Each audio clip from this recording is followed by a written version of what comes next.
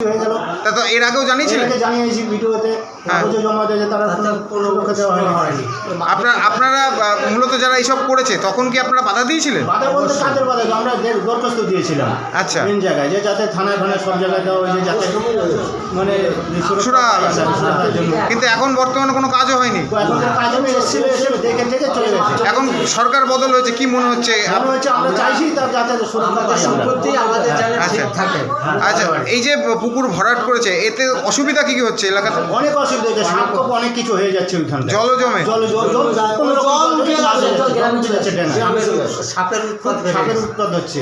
শান্তিপুরের সরকারি পুকুর ভরাট করে অবৈধ নির্মাণ, পুকুর দখল বন্ধ, 3 এলাকার নিকাশি ব্যবস্থা। প্রশাসন কি উদাসীন, উঠছে প্রশ্ন। সরকারি জমি ও পুকুর বেদখল এবং সংস্কারের দাবিতে সরব এলাকাবাসী ও বিধায়ক। দিনের আলোতে সরকারি নির্দেশকে বুড়ো আঙুল দেখিয়ে নানান নদিয়ার শান্তিপুর হরিপুর অঞ্চলের মধ্য কলোনি এলাকায় চলছে সরকারি পুকুর ভরাটের কাজ। সরকারি জায়গায় গড়ে উঠেছে অবৈধ কনস্ট্রাকশন, বাড়ি, গোডাউন। এবার সরকারি পুকুর পুনরুদ্ধার চেয়ে এলাকার চাষি সাধারণ মানুষ দিলেন প্রধানের কাছে ডেপুটেশন।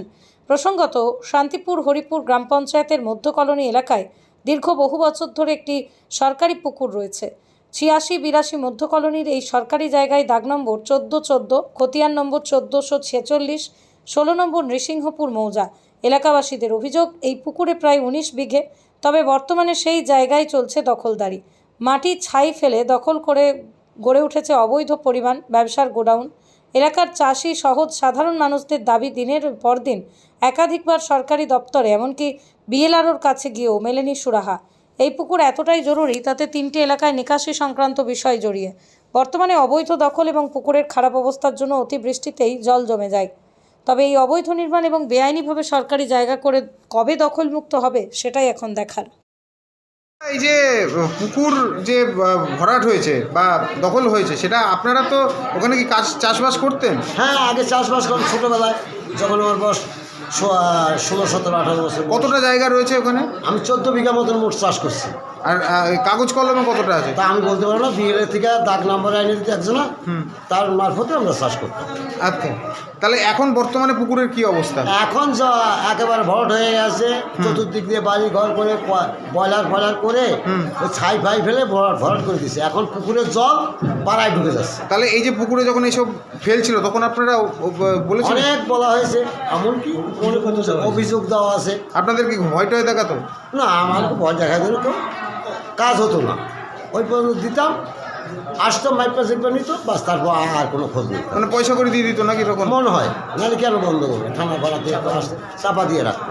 আচ্ছা, এখন আপনারা কি চাইছেন? আমরা ওটাকে আগের মতন সেইভাবে রাখতে চাই। এর আগে যখন পঞ্চায়েতকে জানানো হয়েছিল বা যাদেরকে জানানো হয়েছিল সরকারি আধিকারিকরা, তারা এসে ঘুরে গেছে, কোনো কাজ মাদুক নিয়ে চলে গেছে, আর তারা আসেনি। আচ্ছা, এখন আপনারা চাইছেন কি? ওটাকে আমরা সংস্কার করতে চাচ্ছি। আর এই যে তাহলে কি কি সুবিধা হবে? তো অনেক সুবিধা হবে, আমাদের পাড়ার জল সব নামবে, আমরা চান টান করতে পারবো, গরু মশা সব সুবিধা হবে আমাদের। আপনার নাম? আমার নাম হরিপদ তপদার। আপনি বাড়ি কোথায়? এই নৃসিংহপুর মধ্যকলোনিতে। মধ্যকলোনি। কত বছর ওখানে চাষ করেছেন? আমি 5 বছর চাষ করছি। এখন পুরো এখন আমি চাষে যাই না। ঠিক আছে।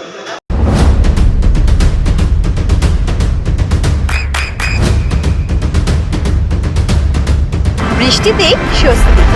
বৃষ্টি অ্যাকোয়া, বিশুদ্ধ পানীয় জল। এই যে রাস্তায় এই যে আপনাদের যে পুকুর, সে পুকুরে কি অসুবিধা? পুকুরে পোকা মাকা বিষধর সব সাপ ওইখানে জন্মাচ্ছে, বেশিরভাগ ওইখানে চন্দ্রকোনা সাপ। আর এই পুকুর কি দখল হয়ে যাচ্ছে? পুকুর চারোদিকে দখল করে ফেলেছে লোকে। কারা কারা আছে জানেন?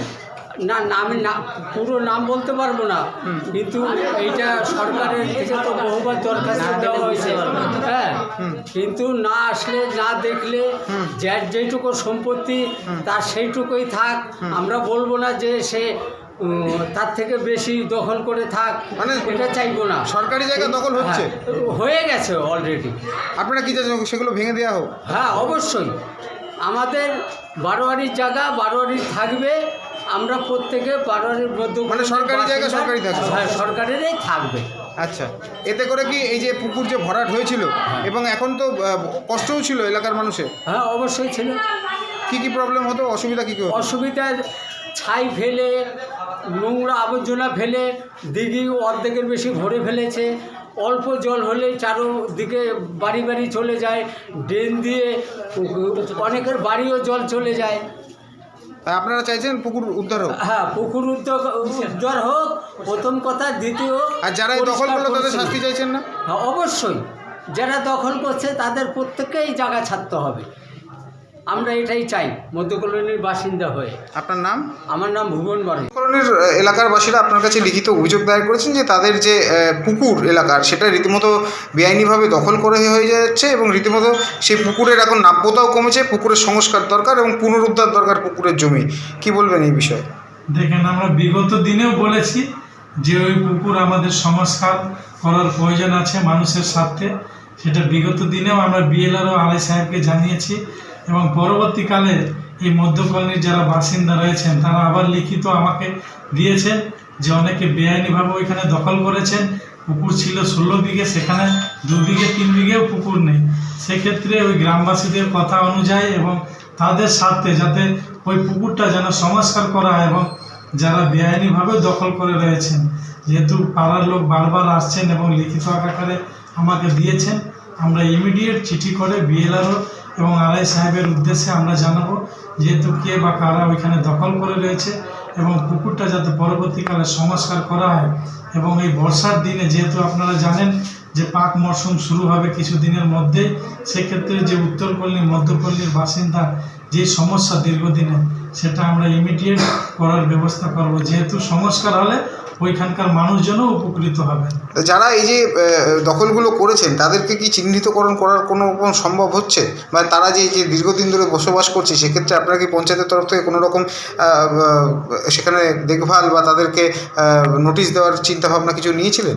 না, দেখেন, নোটিশ দেওয়ার আমাদের সেটা এখতিয়ার নেই, সেটা একমাত্র বিএলআরও সাহেবই পারবেন।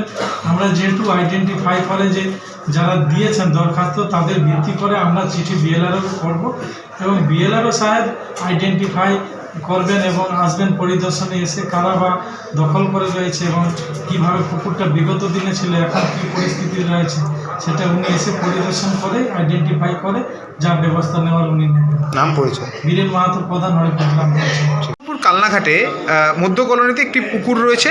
সেই পুকুর দীর্ঘদিন ধরে এলাকার মানুষ যারা চাষি তারা বলছে যে তারা চাষবাসও করেছে সেই জমিতে একসময়, কিন্তু সেই পুকুরে নিকাশির জল গিয়ে পড়তো। কিন্তু বিগত বেশ কিছু বছর ধরে সেই পুকুরের চারদিক রীতিমতো দখলদারি, সেখানে বিল্ডিং তৈরি এবং রীতিমতো ধানের গোডাউন থেকে শুরু করে বিভিন্ন কিছু করা হয়েছে।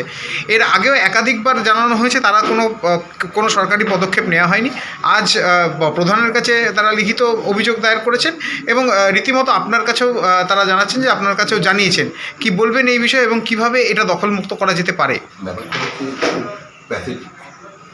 19 বিঘের একটি পুকুর যেখানে বছর আগুন সারা বছর জল পরিপূর্ণ থাকত, চাষিরা চাষবাস করত, চাষিরা ওখানে পাটগুলো পচাত গাছ কেটে। তো আজকে ওখানে দখল হতে হতে এমন অবস্থা হয়েছে 2 বিঘে 1.5 বিঘে জায়গাও নেই এবং ওখানে আর ঢুকতেই পারে। এখন থেকে যদি পদক্ষেপ না নেয় আগামী 2-6 মাসের মধ্যে ওটা হয়তো পুরোপুরি দখল হয়ে যাবে। আস্তে আস্তে ওখানে পাটটা জমাতে বাড়াতে অনেক বাড়িয়ে ফেলেছে, পুকুরটা ছোটো করে দিয়েছে। তো এই বিষয় নিয়ে মুভমেন্টটা চলছে বিএলআরকে দিয়ে এবং প্রপার জায়গাটা বাড়ুক। জায়গাটা বাড়লে পরে ওখানে পুকুর থাকবে এবং সেখানে সৌন্দর্যও একটা হবে। মানুষ এসে বসবে, তো অনেক বড় জলাশয়, তো এলাকার মানুষ এসে বসবে। পাশেই স্কুল, ওখানে একটা জল ঢুকে যায় স্যার, ভালো পরিবেশ। ওখানটা জল নামতে না পারার জন্য ওখানে স্কুলেরও অনেক ক্ষতি হয়।